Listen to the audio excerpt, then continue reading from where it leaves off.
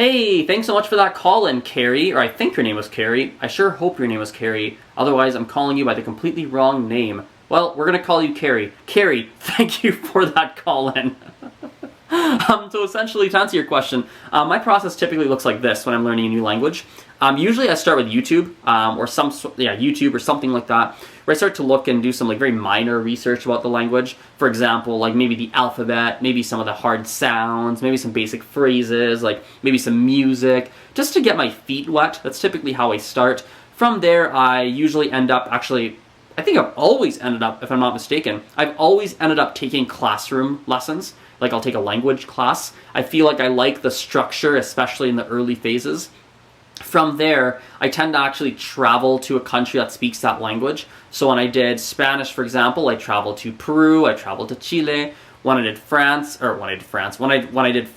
traveled to France. When I did Mandarin, or rather I'm still doing Mandarin, I've been to China and Taiwan. And I usually like to spend at least a few months in a country that speaks the language that I'm learning.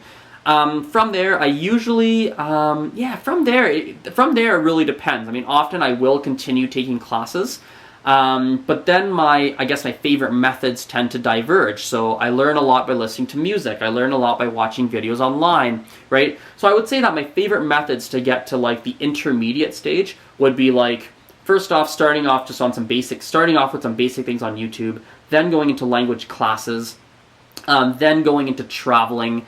Usually after traveling, it makes me realize, now that I'm talking this out and thinking about it, after traveling, it makes me realize how much more I have to learn, and I go back to classes. Actually, I've done that with every single language.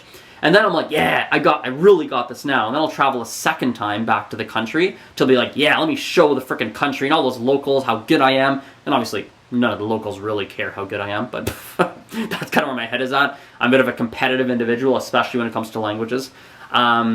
And then, I'll travel back, and so I don't know if that really answers your question. You're asking what my favorite method is.